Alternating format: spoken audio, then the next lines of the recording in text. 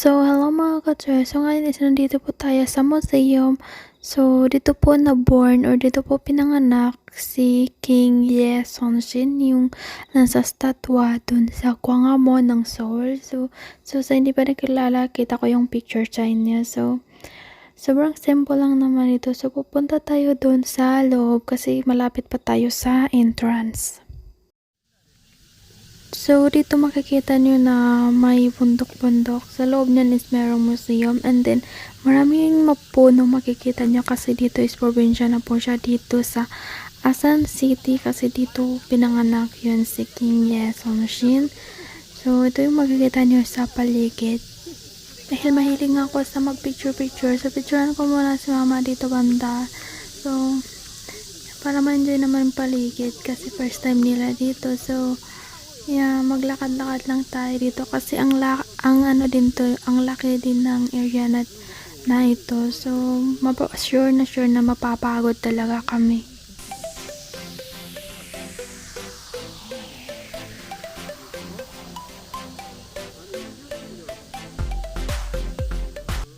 So, ngayon is papasok na tayo dito sa loob ng museum.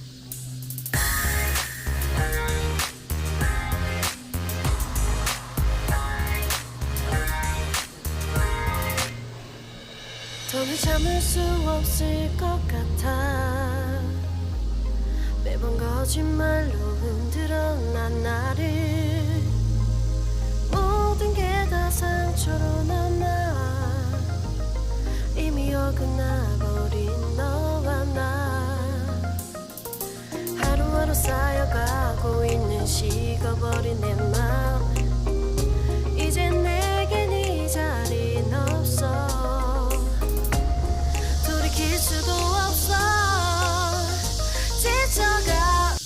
So, dito na area naman is makita mo malaking fish pond. So, medyo mataas din to siyang fish pond na to. Maraming malalaking isda sa ilalim.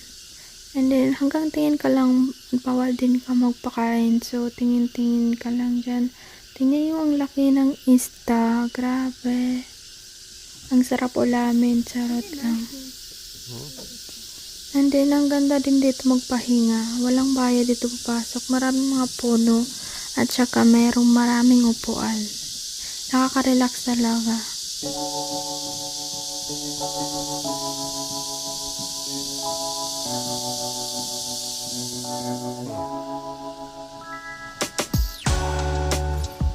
깜짝이야.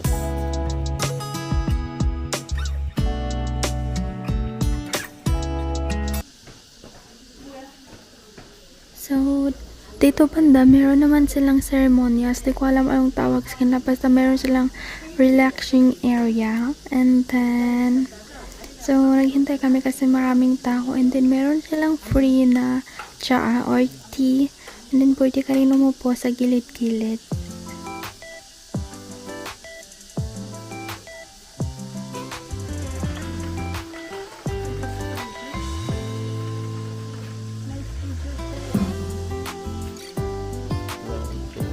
Mga bata.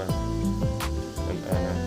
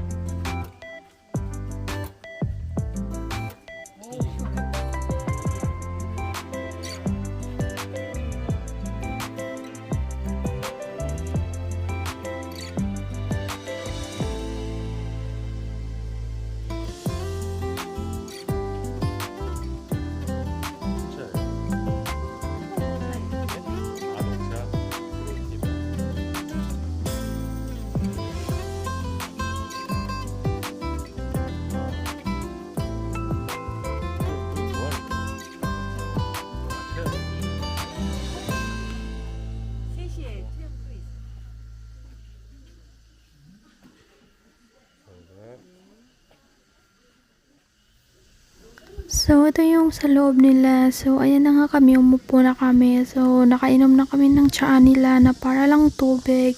So, okay naman kasi ano, at least merong amoy konti.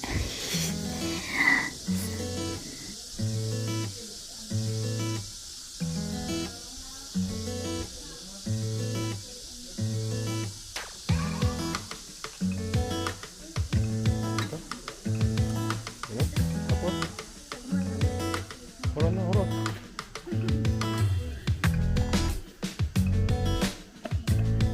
So, dito daw is pwede uminom ng tubig kasi all natural daw to na tubig galing sa bundok.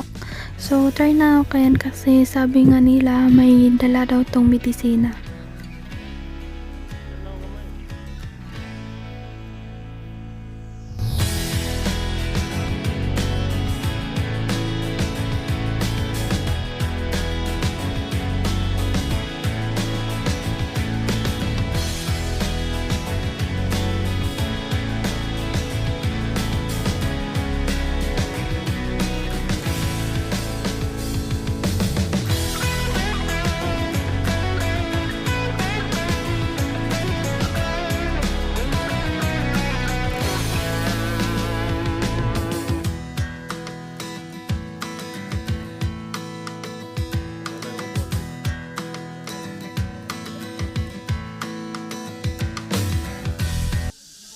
Yung makikita dito is puro mga lahat pine trees. So ngayon is paakyat kami sa taas ng bundok kasi meron dong parang pavilion. Nandun yung yata yung prayer para sa namatay dito na area. Parang ganun na mga like superhero sila. And then sobrang laki nito. Ilang hektarya din tong lupa na to. Sobrang laki. Nakakapagod talaga umikot. So ayan, yun na nga, malapit na kami sa gate ng ano nila, pavilion. So, yeah.